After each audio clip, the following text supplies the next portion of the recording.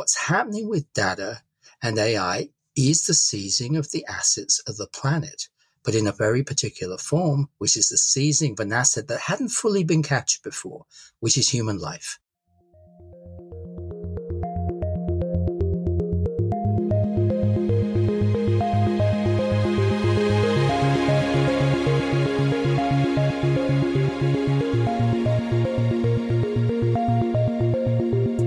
Hello and welcome to Tech Won't Save Us, made in partnership with The Nation magazine. I'm your host, Paris Marx, and this week my guests are Ulises Mejias and Nick Couldry.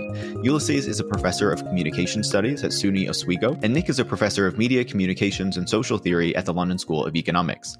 They're both the authors of Data Grab, The New Colonialism of Big Tech and How to Fight Back, and also of Costs of Connection. I had the great pleasure of meeting Ulises and Nick back in May when we were both speaking at Republica in Berlin. And at the time, I had actually already read their book, Data Grab. So, it wasn't something that just came on my radar at that moment. And it was really great to meet them because I really enjoyed the book personally. I think that we see a lot of comparisons about particular historical frameworks that what's happening with the tech industry fit into. But when I read their explanation about data colonialism and how they see what is happening today as this extension of this colonial relationship, that really resonated with me, particularly the way that they described it throughout the book. And so I knew I wanted to have them on the show. It was just finding the right time with, their schedules and my schedules in order to do it. So I was thrilled that we could finally set this up and discuss the book, discuss data colonialism, what it means, and the wider implications of this concept for both how we think about technology, but also, how we use it as users and what this way of developing digital technology and digital platforms means for human society itself. So in this conversation, we explore many angles of that, right? From what it means on the platforms itself, how these platforms are constructed in this particular way, to the more infrastructural angle of it as these things kind of actually become physical, are part of the land, and are really transforming parts of our communities and the world itself to further entrench this very harmful and exploitative system that Ulises and Nick are describing in this book. So as I said, I was really happy to have them both on the show. I think that you're really going to enjoy this conversation. I certainly enjoyed being able to dig into the book with them and ask them more questions about data colonialism and its impacts. If you enjoy this conversation, make sure to leave a 5-star review on your podcast platform of choice. You can also share the show on social media or with any friends or colleagues who you think would learn from it. And if you do want to support the work that goes into making Tech Won't Save Us every single week, from making projects like Data Vampires to having really in-depth conversations like this one you're about to listen to, you can join supporters like Michael in St. Louis and Sam in Mexico City by going to patreon.com/techwon'tsave-us and becoming a supporter as well. Thanks so much and enjoy this week's conversation. Ulises, welcome to Tech Won't Save Us. Thank you very much, Paris. Happy to be here. And Nick, really happy to have you on the show. Yeah, it's great to be here. Thanks a lot, Paris. Awesome. So you both had this great book, Data Grab, which gets into this concept of data colonialism that I wanted to explore with you both. And so to get us started, I was wondering, how would you explain data colonialism to someone who has never encountered this concept before? Well, I think where we'd start is to say, look, we all agree a lot is happening with big data, big tech, and now AI. Something big is going on, and it's about taking data for sure. Most people explain that through the framework of capitalism, and obviously it is part of capitalism, but is it something deeper? And in thinking about this, we go back to ask the question, what is the absolute core of colonialism? What is that thing without which there would have been no colonialism? There would have been no point in doing colonialism, and that is the land grab. The violence was terrible. The racism is terrible. But without the land grab providing the point for those, they wouldn't have happened. They might have happened anyway for other reasons, but they wouldn't have happened in exactly that way. They were the means to get the land grab. And what we're saying is that not necessarily through the same means at all. We'll certainly come back to that. There are big differences here. That what's happening with data and AI is the seizing of the assets of the planet, but in a very particular form, which is the seizing of an asset that hadn't fully been captured before, which is human life, which for the past 20 years, it's been possible, since we live a lot of our lives online, to seize in the form of tracing what we do and then trapping that data and exploiting it.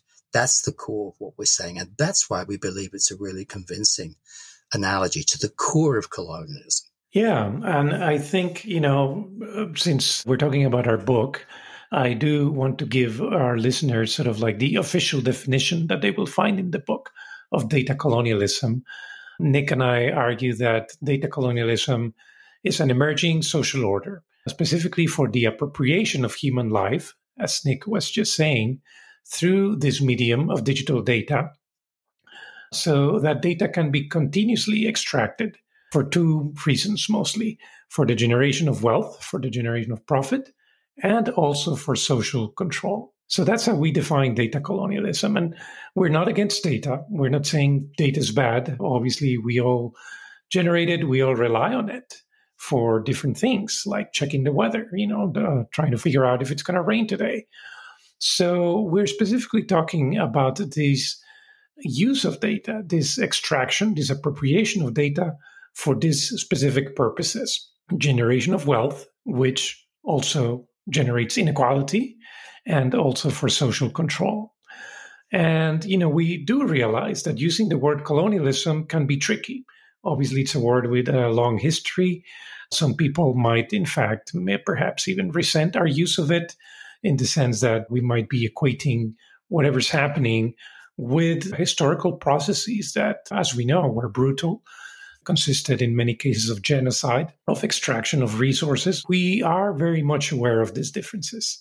In our work, we do acknowledge that historic colonialism is very different from data colonialism as we see it. There are differences in terms of the modes, the scales, the intensity.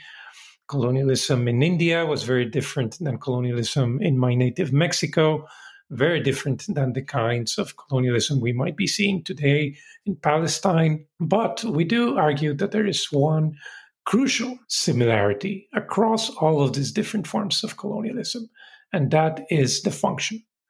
The function is the same, and that function is to extract, to dispossess. So whereas before we were talking about territory and extraction and the appropriation of territory, today we're talking about the extraction and the appropriation of data. The modes, the intensities might be different, but that function is still the same. Yeah, I appreciate you both outlining that. And, like I've told you both, I read a lot of books about tech and a lot of books that make different comparisons. But I found that your comparison in reframing this around colonialism to be a really compelling one, right? For what we are seeing today and what we are experiencing with this tech industry and everything that it is doing and the model that it has developed over the past number of decades in order to, become so commercially successful, right?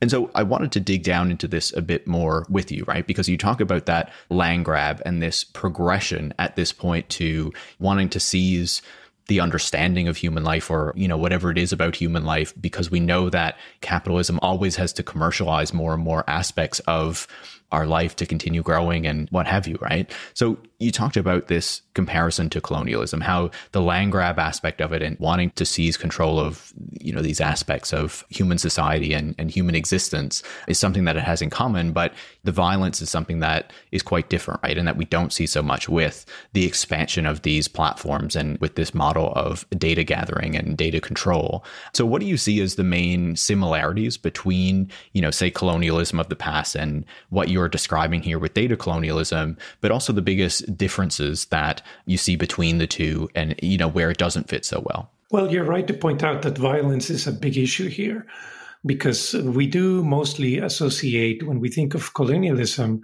just brutal violence of that system. And so we want to be careful. We don't want to say there's a one-to-one correlation here. We're not trying to pretend that brutality of slavery, for instance, that happened during colonialism, we are seeing that in the exact same form today.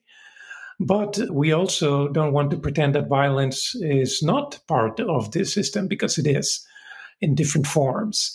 So, for instance, when we think about algorithmic bias that we encounter, the way in which powerful algorithms and artificial intelligence has been found to discriminate against certain peoples, of course, then we continue to see a different kind of violence, again, propagated through the system. So it's important to keep in mind that there are important differences, but there are also certain continuities. And our work is about sort of excavating and exploring those continuities. The question of violence is a really fundamental one. So I'm glad you brought that up earlier, because We've talked about this to many, many audiences over the past 5 or 6 years. And it is one that for many people, they can't get over, They may have themselves experienced that violence in their family recently, or their whole history of their family is shaped by that violence. And of course, we take that seriously. That's one reason why we are so engaged in the history of colonialism. So why would there be a fundamental difference? Well, if we put it in simple terms, when the first colonization happened, and through the early history of it, people were leaving European lands and finding human beings and territories. Sometimes they didn't even know they existed. They certainly didn't know anything about those people, and they probably didn't care. They had no social relations with those people. If you're trying to take something from someone you have no social relations with, there are only two options: brutal violence and lying. And they use both. Now, lying might still be going on in a subtle form. The brutal violence isn't quite so necessary. And there's a very interesting and fundamental reason for that. And it links back to this link between capitalism and colonialism. What's going on with data and AI today is to do with both capitalism and colonialism, the two together. In the book, we call it the double helix. You could never have had capitalism without the huge grabbing of resource from across the planet that was colonialism. But where does that leave us today, 2.5 centuries on? It means that we've spent 2.5 centuries as human beings across the planet getting used to what capitalism demands of us, which is we sign terms and conditions. We know if we want that product, we've just got to accept the terms. There's no negotiation about that. That's a lot of violence being used in indirect means because we're so used to capitalism. And just to give you a simple example of how there really is still something like violence going on, but it takes a radically different form. I was really shocked to find that marketers in the health data sector are tracking you just as much as the marketers in the market for sweets or trainers, where perhaps I don't care too much what they know about my body, but I really do care that they know about my search data in relation to my life expectancy, because that's of huge use to insurers. And this data is being traded. Those marketers are doing exactly the same thing. That's profoundly offensive and to many people truly violent, and it's going on as if it was totally normal. So there are many forms of disguised violence, but the explicit violence just isn't necessary anymore because we're already plugged in to the system, which is a capitalist system, which started with colonialism. I appreciate you both outlining that. And, I think bringing up that point of violence is really important, right? As you were both talking about the examples that you were sharing, I was thinking also about things like predictive policing, right? And how we can very much see the use of this data in ways that are very harmful to people. And, that's just one small example. There's so many more. But you talked about the history of colonialism there too. And before we continue to probe this concept of data colonialism, I wanted to return to that as well, because one of the points that you made in the book, which I found really compelling as well, was that, when we think about colonialism, there was an aspect of Western technology that was very much connected to this colonial project, right? And enabling its growth around the world, but also, the expansion of this capitalist system that was driving so much of this colonialism as well. I wonder if you could expand on that a bit too, because I feel like, when we think about what is happening today with digital technologies and whatnot, it can feel very disconnected from this larger discussion and this larger trajectory that we've been on for several centuries now. Yes, you're absolutely right, Paris. I think, as I mentioned earlier, in our work, we try to trace these continuities, to use the past to help explain what's happening in the present. In order to do that, of course, we need to look at the history of colonialism to trace these continuities. Since we were just talking about violence, that I think it's important to keep in mind in terms of these continuities is that a lot of what we're seeing today in terms of data colonialism continues to impact the traditional victims of colonialism disproportionately than the rest of us. So what do I mean by that? People of color, Black people, women, and of course the poor, those three categories I think are essential. That during colonialism, certain frameworks for rationalizing the oppression of these groups were put in place that continue up to today, and that data colonialism, of course, also continues. We see this clearly, not just in terms of algorithmic bias, but as Nick was just saying, if we start to think about the effects of health in terms of, what's happening through the system of data colonialism, how it might impact the health of some people more than others. So yes, some of us might benefit in this system, but we do have to keep in mind that the traditional victims of colonialism continue to pay a heavier price. And you're right, the history of Western technology, the history of Western science is very much a part of this discussion, because we do have to remember that Western science and Western technologies very much developed hand in hand, let's say, with the history of colonialism, which is not to say all of science is suspect. And we're not trying to argue that Western science is bad. Obviously, there are many benefits to it. There are many discoveries that have benefited humanity.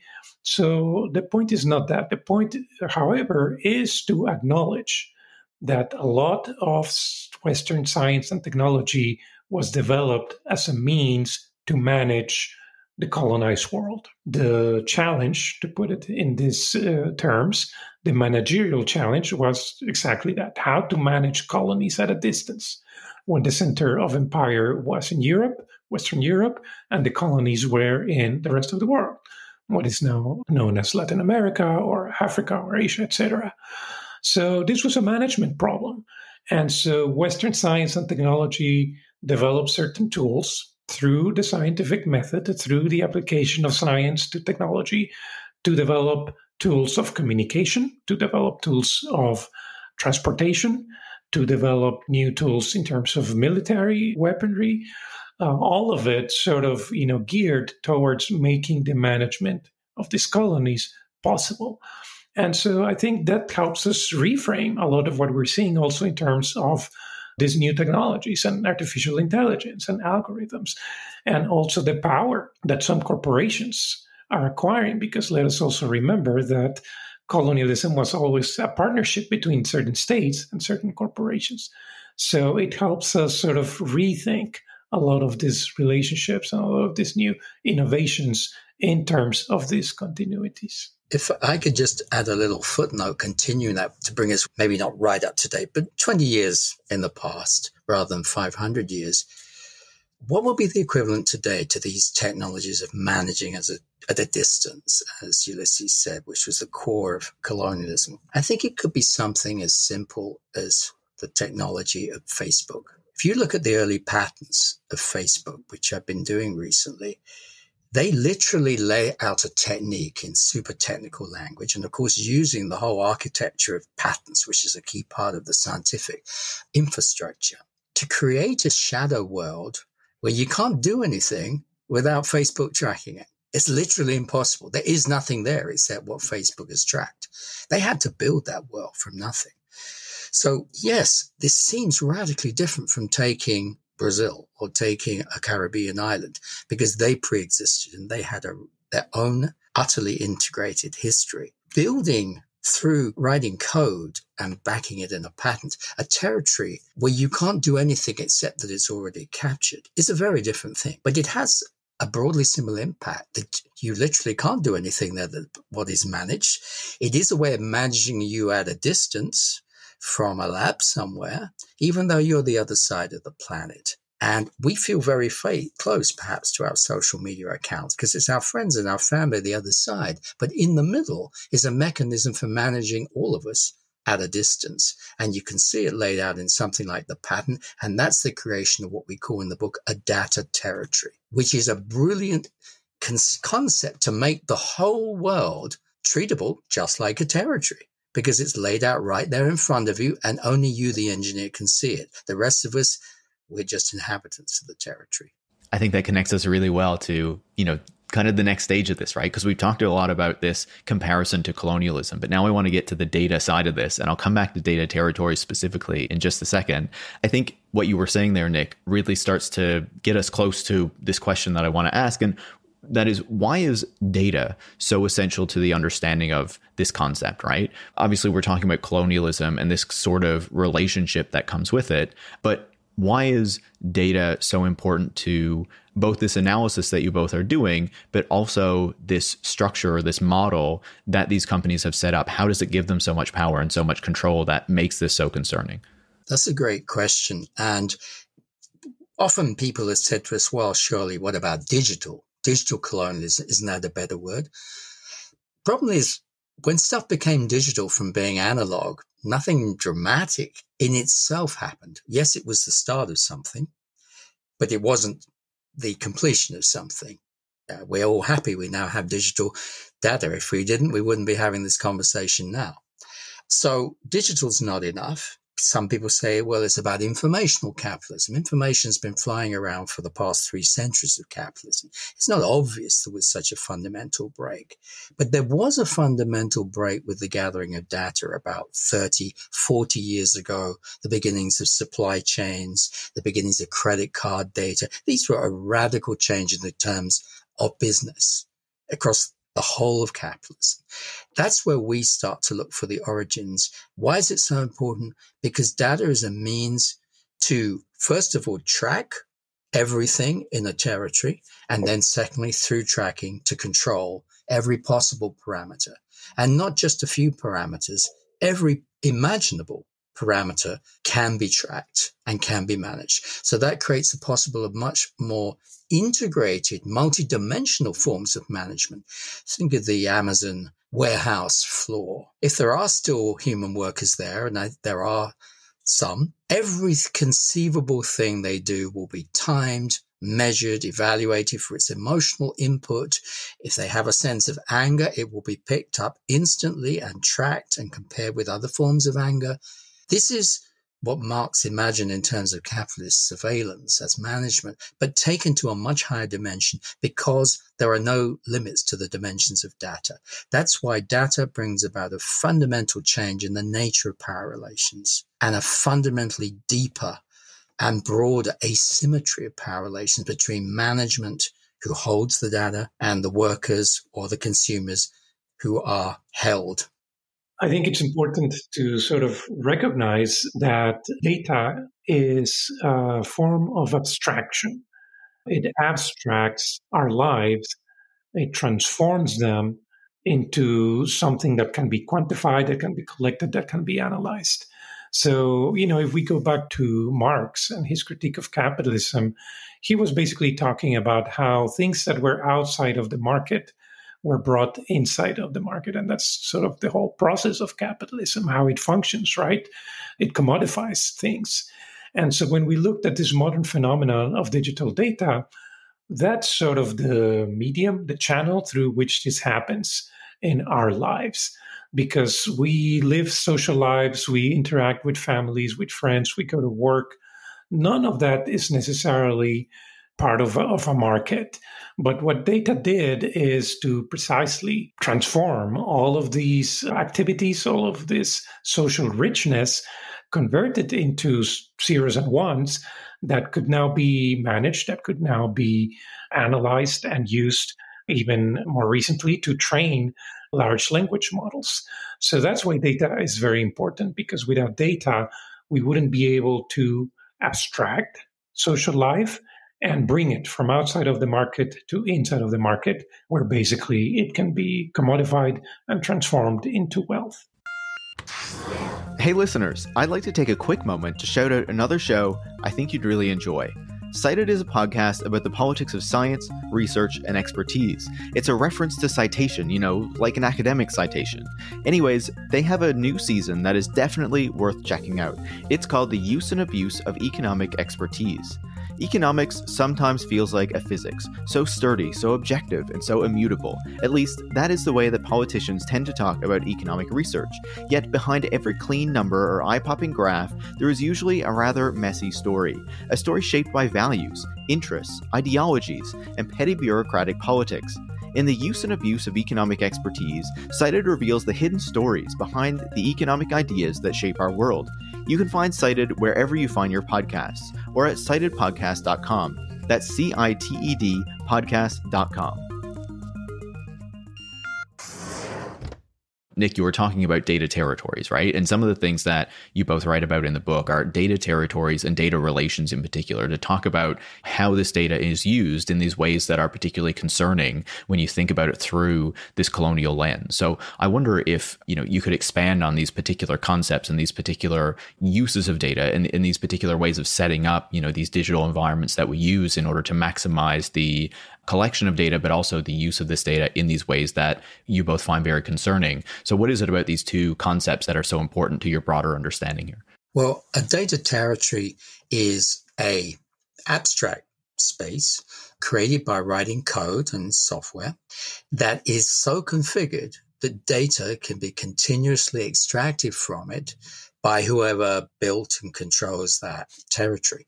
That sounds innocent, but it's a way of describing all the platforms we're on, all the apps, everything. And of course, there are good apps and there are good platforms. We're not saying in itself any data territory is intrinsically necessarily bad, but it creates the possibility of power, because if you wrote the code, if you wrote the software, then you are in control of the tracking of everything that goes in there. And that means that you have the possibility of managing what people do in that territory, because you can send signals, you can nudge people, you can give them only 5 rather than 10 options. So there's no option to dislike stuff on certain social media. There is always an option to like, and so on. Simple things like that. Some of those decisions are good, some of them are bad. But that's a data relation, because we're basically in a modulated form of social interaction, which is very different from everyday life, where behind the scenes, there are certain menus which are limiting the sorts of things we can say. And that is absolutely not like how I experience the social life normally, unless we're in a job interview maybe. And even then, we sometimes take risks and we're not physically stopped from doing so. We may not get the job. But in a software, there literally is nothing you can do outside the menu. So that is a highly constricted form of data relation, which is therefore the perfect means to impose a certain controlled form of power that doesn't exist in everyday life and never existed until we spend our life online. So that's why, and it links to the point about abstraction that Ulises made, which is the other side of it. Many things that would be part of our conversation simply can't be, and we're not in control of that not being there because they've been abstracted out. And that abstraction is normally there to benefit those in power. And of course, we're seeing this very much in the political situation at the moment. I heard someone just yesterday describing 2 or 3 days ago at a street action, describing how everything they want to say about the humanitarian crisis in Palestine, they literally can't say on a social media platform of a certain sort. They literally cannot say it. And that's more than just the old style censorship, because it's operating through complex parameters, because the person said to me, I speak, but no one hears it because it's not in people's feed, because the algorithm controls what it is, how I appear to you. These are radically different forms of social relating, therefore the different forms of power relations, different forms of data relation, and they create this territorial power, which has these profound wider impacts on way whole areas of society are being structured today. And we'll come on to some examples in a minute, I'm sure. Yeah, maybe just to exemplify some of these data territories, because of course, we are all familiar with social media, with search engines, with using an AI chatbot. Those are apparent. But I think there are all sorts of data territories that are a little bit more hidden, sort of beneath the surface, that we might not realize what is happening in these bounded spaces. So, of course, we have ag-tech, agricultural technology. The production of food has become a very data-intensified process where, companies are using artificial intelligence to design thousands of variation of seeds that can grow in extreme environmental conditions, because, of course, corporations have seriously damaged our environment, and now they're going to provide us the seeds that are able to survive in that destroyed environment. But we also have health tech that Nick was just mentioning as another data territory. We have ed tech, what's going on in schools in terms of all of the capturing of data, not just by schools, but schools are partnering with third parties who then conduct all of this appropriation of data for their own benefits. We have all forms of bossware for tracking workers at home, in their offices, workplace, warehouses, tracking every single movement. We have war tech as well, which we are seeing evidence of this across all of the war fronts that we see today in Ukraine or Gaza, Lebanon, using data basically to come up with targets of victims, in many cases civilian victims. So each one of these functions as a data territory. There's a corporation or two and probably a government or two behind them looking for new ways in which to use data to control that bounded space.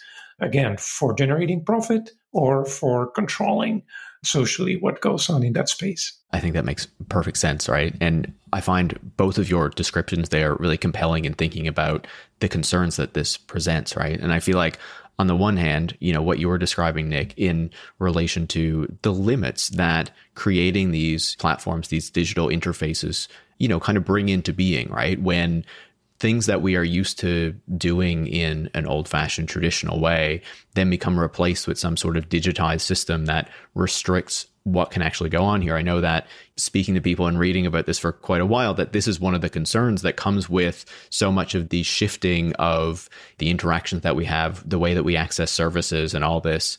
As it moves digital, it requires this kind of recrafting or reforming of how that service is actually delivered in ways that can really reduce people's ability to engage with it or to get the service that they actually need from it, because now all of a sudden your choices are limited to what works for however this system is designed. And then I feel like the broader piece of this, when you're thinking about data, I feel like so much of the discussions that we have about how to respond to all this data and the power that comes from this data is always around, do we give people more rights to control their data, or are we going to pay people for their data or something like this? And I feel like never part of that discussion is, do we need so much of this data in the first place? Should we be creating all this data? But that doesn't really work for the broader conversation, so you don't hear it so much. Yeah, I mean, we see basically generative AI as a form of prospecting. We can talk about it sort of in terms of the tragedy of the commons, of what happened in the early days of the internet. We were all led to believe that we were contributing to this wonderful commons where all of the data we were uploading, we were sharing, would enrich humanity because we were all going to benefit from it equally. And then, of course, what happened is that these commons got enclosed. The boundaries were defined by corporations. And one day we woke up and we realized this wonderful community we were building online, now all of that data that we contributed belongs to a corporation, and they're putting real limits and applying this data in very specific ways, obviously, to create this wealth.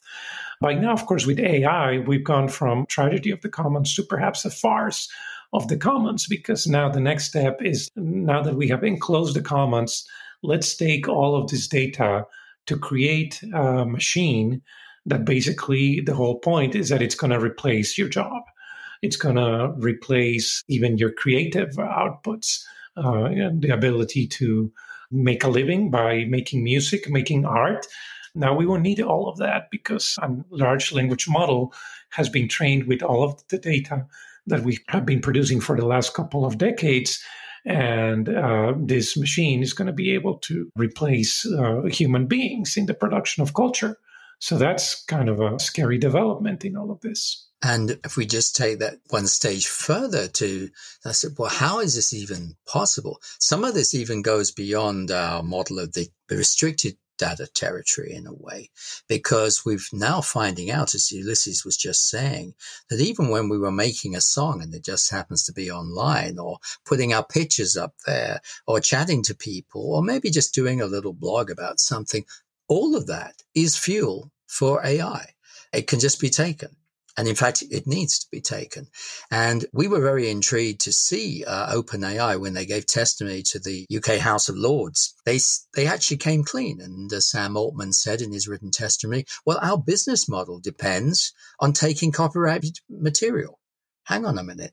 Now, if you or I take copyrighted material, that's a crime. We're going to go to jail. We're in big trouble. But when OpenAI, with a smile, take everything anyone has ever made That's somehow not a crime. In fact, it's a necessity.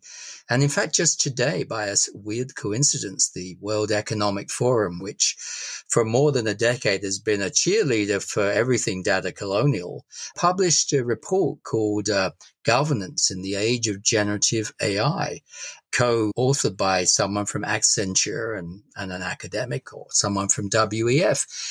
Well, they actually cheerleaders for this very idea. They know that countries like Singapore, Estonia, and a few others have actually made exceptions to their own copyright law and say, no, it's totally fine to take everything you want, because that's either fair use, which is okay, always has been under copyright law, or we just make a big exception for generative AI in any event. And the words used, and this is an example of the sorts of, we call them in the book, civilizing stories that get told to sweeten the pill or repackage.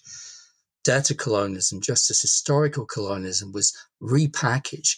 The idea is, well, that's necessary for innovation, to advance science, back to science again, or to create business value. And that must be all right, even though it breaks all the rules, as the New York Times is protesting in the courts at the moment. It breaks all the rules of capitalism, but somehow it's okay. So this is an example, and it's a very interesting one in the past 2 years, where in a sugared way, and OpenAI is ChatGPT is fun to use. It's a nice little game. A land grab, a data grab is going on, but it has to be disguised. And that's where you need the civilizational story that colonialism has been incredibly successful in generating for 500 years. We just have new versions of that same old story. We're taking it from you, but hang on, it's all going to be better. So just trust us. It's all going to be for the progress and betterment of humanity. And we were told that story with colonialism, and we're still being told that story today. In the book, we sort of talk about this narrative of, the myth of cheap nature. So in order to colonize the world, of course, colonizers had to imagine the world, the nature, territory as something cheap. It was abundant. It was just there for the taking. So colonizers could arrive in Australia, for instance, and say, this is terra nullius, no man's land. It doesn't belong to anybody. We can take it. Of course, to transform that territory into wealth, you needed also cheap labor. So you go from cheap nature to cheap labor. And of course, colonialism was a racialized system. So the labor of Black people, the labor of people of color, the labor of women was seen as, again, cheap, abundant, just there for the taking. We can just take that labor and use it to create more wealth.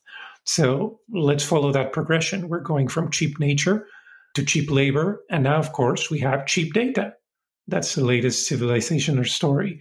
Cheap data has many of the same characteristics of cheap nature and cheap labor. It is, again, said to be abundant. It is free, and it is just there for the taking.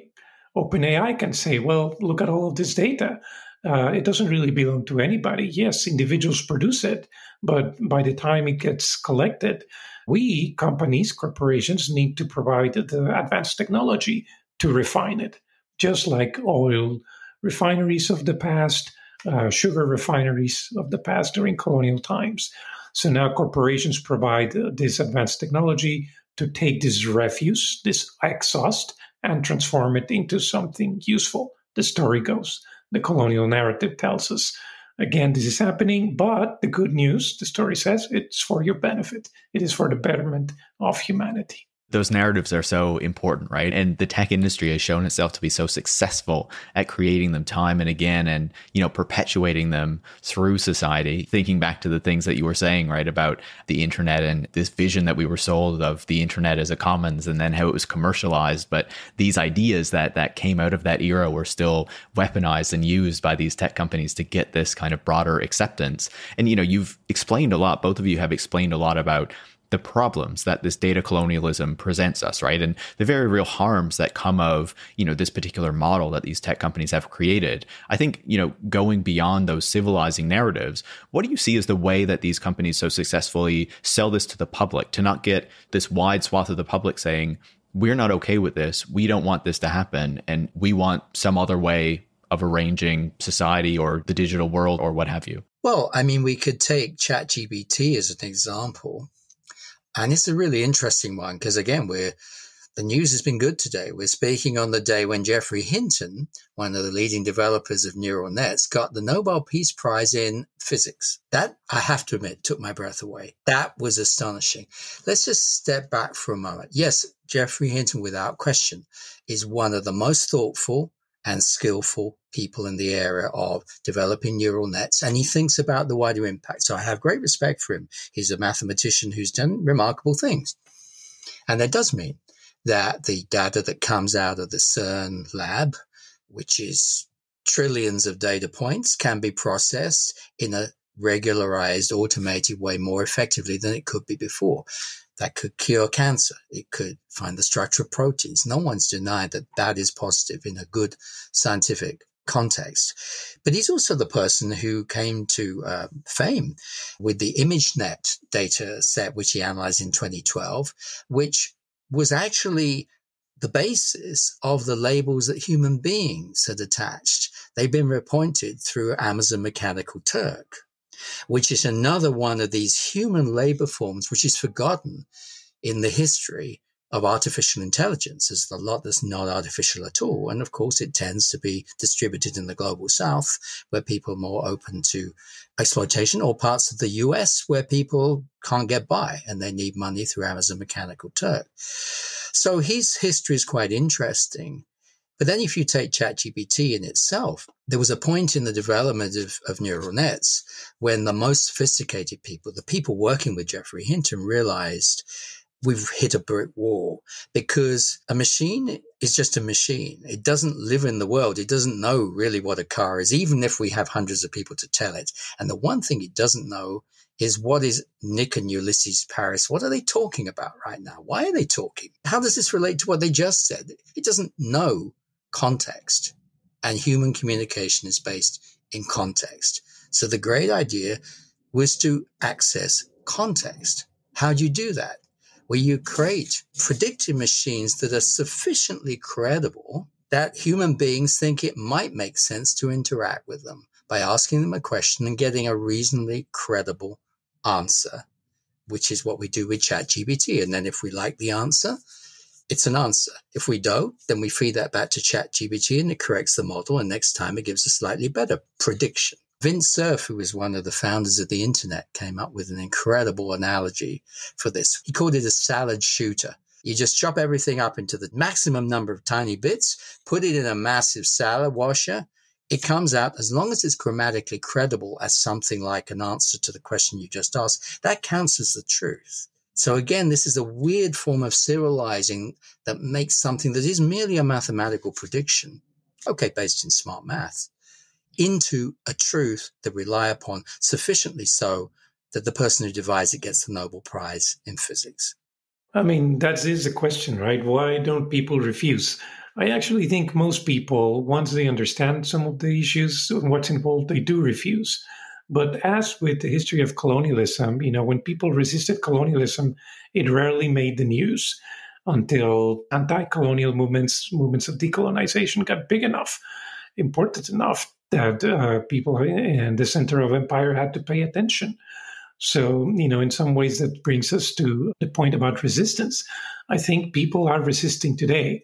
I think if you listen to your podcast, Paris, we get to hear a lot of those stories about resistance happening. Now, maybe it doesn't make it to mainstream news. Maybe it will in the future. But I do think, especially with generative AI, I think people are realizing, some people are embracing it.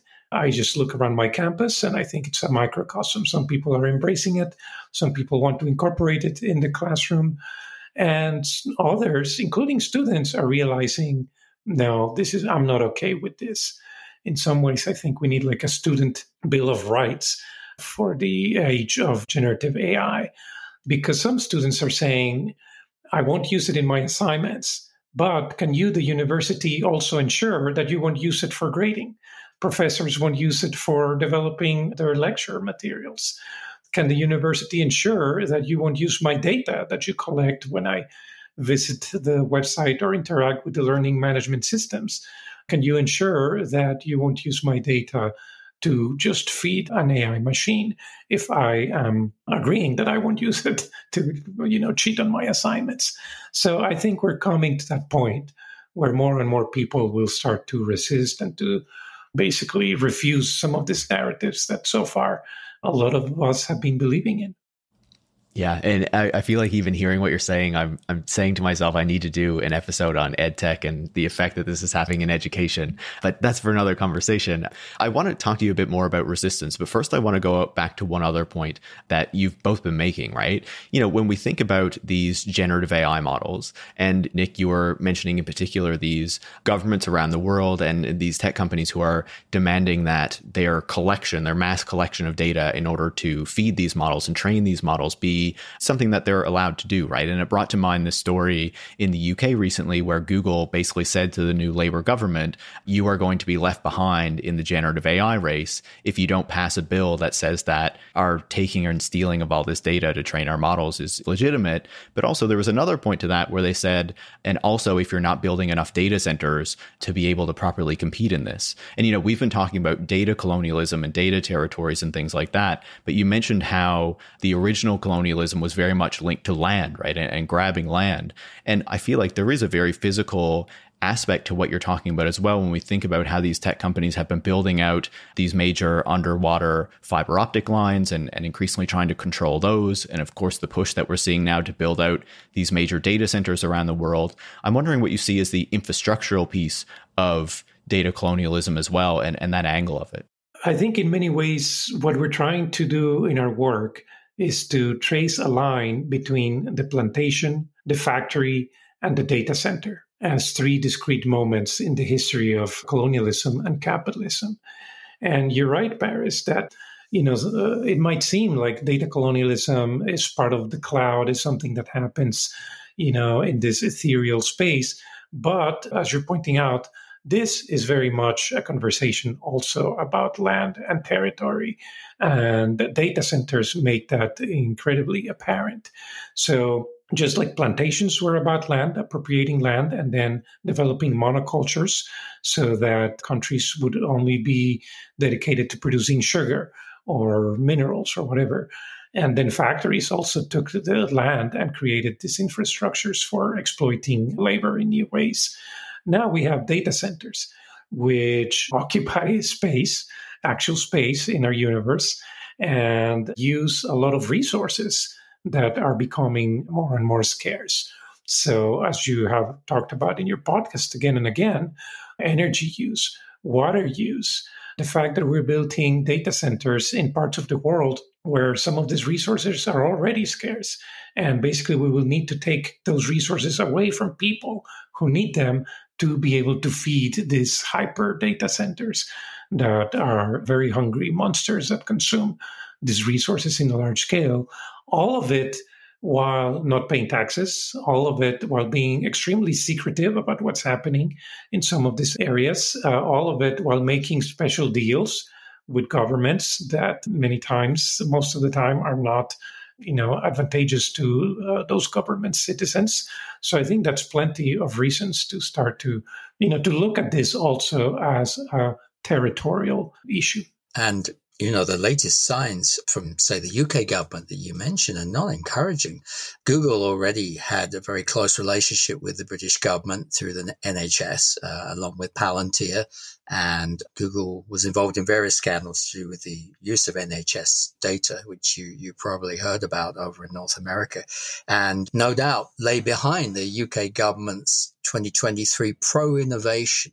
That was the phrase, regulation of tech, which is enthusiastically cited by the World Economic Forum just today, because it's exactly the direction they think everyone should be going in. But on the question of the data centers, one was recently opened or was proposed up in the northeast of England by the new Labour government. I drew breath at that point to think, hang on, haven't you listened to Paris Marx? Haven't you listened to the blogger? Don't you know the danger?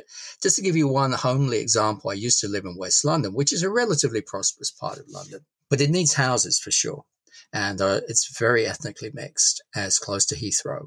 There will be no new houses being planned in that area until 2035. Why? Well, because the future supply of electricity, and these things are mapped out in big blocks by the big tech, has already been taken. Who by? Data centers, as reported by the Financial Times. Data centers. 1/3 of Ireland's electricity is going to data centers.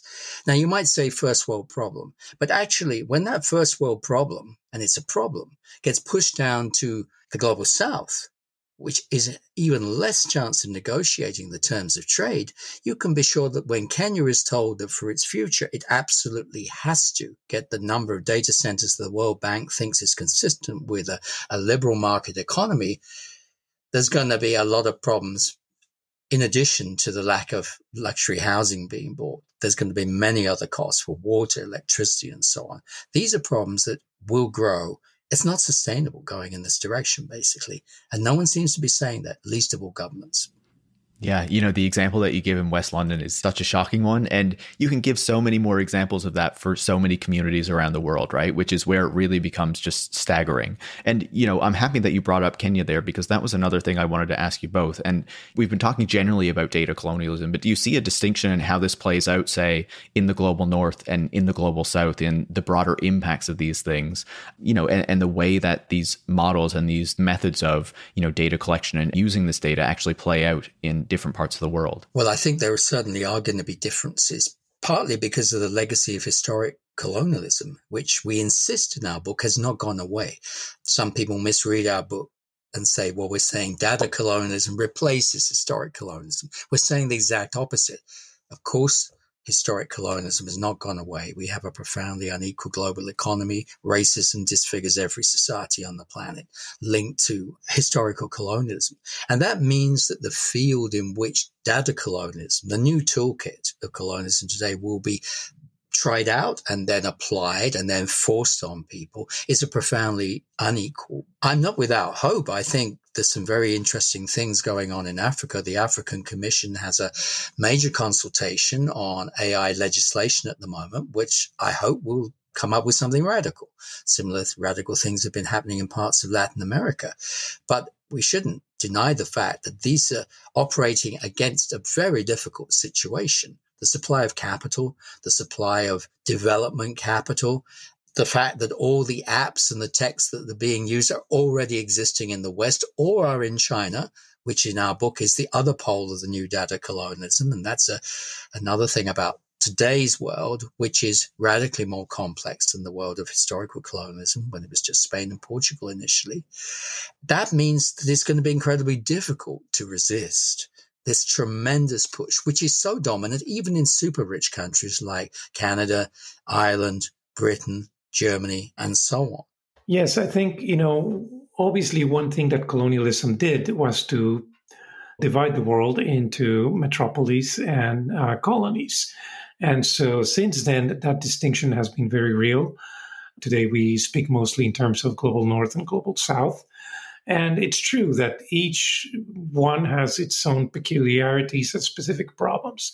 So I think we need to acknowledge that data colonialism will take very different forms depending on the part of the world that we're talking about. Having said that, I do think that the other thing that colonialism did that we should keep in mind is that those boundaries also became very porous, in the sense that as soon as colonialism started, we also have migration from the colonies to the center of the empires. And so the South became a part of the North, and the North became a part of the South. And so we see that also replicated in data colonialism. Obviously, if we're talking about the gig economy in the global North, we can see how exploitation and extraction happens right in the middle of the center of this new empires. And if we look at some of the companies that prop up in the global South that basically replicate the same models, the platforms, the artificial intelligence models, they're copying them from the global North and applying them to the global South. So again, we have sort of miniature enclaves of the North also in the South. So these relationships are very complex and very dynamic, and we can expect to continue to see those exchanges in data colonialism as well. Yeah, that makes perfect sense to me. And as a final question, you were talking a bit about resistance earlier, right? And how people might want to push back on this. And I feel like, you also talked about how one pole of this data colonialism that you talk about is the United States. And I think, this is the one that we would be most familiar with and the platforms that we most often interact with. But obviously we see, the Chinese model adopting a lot of the approaches that the American firms kind of innovated and pushed out, right, in their attempt to compete. I feel like in the past few years, we've also had this growth of this term data sovereignty or digital sovereignty becoming more common as more and more countries seem to want to get control of their digital infrastructures and the digital technologies that their societies use. And in the past, that seemed more focused on what China was doing and the way that it was carving itself out from the United States. But now it increasingly seems like something that is saying we reject what China is doing and what the United States is doing, and we're trying to form something else. So I wonder if you see any hope in movements around the world or approaches around the world that are trying to push back against this data colonialism model, what you see is most hopeful there. For sure. This concept of sovereignty is very interesting because obviously when it means autonomy, when it means independence, I think that's definitely what we want. That's why some of us are sort of interested in this non-aligned technologies movement to replicate the original non-aligned movement, which some of your listeners might be able to identify, an agreement between nations in the Cold War, who basically said, we don't want capitalism and we don't want communism. We need this third way. We need this autonomy and this independence. Today, obviously, it's a little bit more complicated because Europe, for instance, wants to be sovereign because it doesn't want to depend on the United States or China too much. Of course, they're finding out it's impossible not to do that. But this definition of sovereignty is always problematic when it comes to the state because it always includes certain people, but it also excludes others.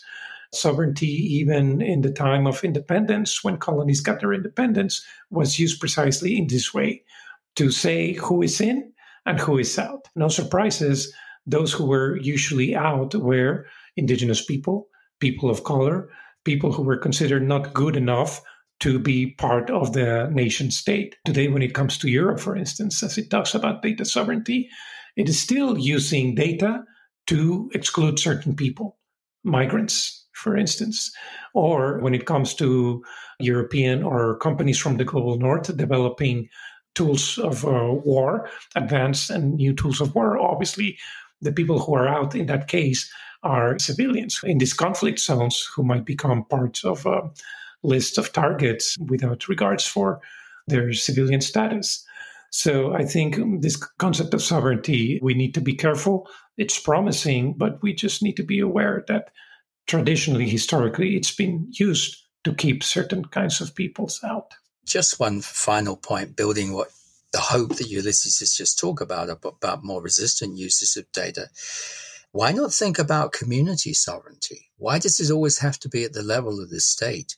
In a way, the core of what we're saying is that this is not going to be easy to resist this. This is a massive thing, as large as earlier colonialism, as much as one key aspect of capitalism. So individuals can't fight back. We can only fight together. That's the only way that resistance even begins to make sense. But on what terms? The things that Ulises is an expert about with sovereignty at the level of states, a particularly difficult area, and few people are very optimistic about that today. But we know there are wonderful experiments going on in Latin America, in Africa, in the Middle East, in different parts of the world, where communities are saying, you know what, we've had enough. We're just going to imagine a future without that way of doing things and on a different basis. And actually, we have just about enough tech to make that happen. And we, as we said at the beginning, we're not in any way against data. We're in favor of data collectives which track male violence against women. We're in favor of data collectives that track the violence of sovereign states against migrant populations or track its use in warfare and so on. We're absolutely in favor of that. What we need, and this is the reason we wrote the book, is to flip things over and say, hang on, why wouldn't we start from what communities want? Timnit Gebru had a beautiful phrase like that. I can't remember the exact wording. Why wouldn't we start with what the people who are being harmed by data want, rather than what the people who are doing the harm want? Why can't we shift the terms of the debate? That's why we wrote the book, and we hope people more and more will start to listen to that and take it into their own hands. It's such a great point and such a great place to leave our conversation as well. You know, as I said earlier, I would highly recommend people pick up the book Data Grab. I really enjoyed it. Ulises, Nick, thank you so much for taking the time to speak with me. I really appreciate it. Thank you, Paris. Great pleasure. Thanks a lot. Ulises Mejias is a professor at SUNY Oswego, and Nick Couldry is a professor at the London School of Economics, and they are the co-authors of Data Grab. Tech Won't Save Us is made in partnership with The Nation magazine and is hosted by me, Paris Marx. Production is by Eric Wickham, and transcripts are by Brigitte Pawliw-Fry. Tech Won't Save Us relies on the support of listeners like you to keep providing critical perspectives on the tech industry. You can join hundreds of other supporters by going to patreon.com/techwon'tsaveus and making a pledge of your own. Thanks for listening. Make sure to come back next week.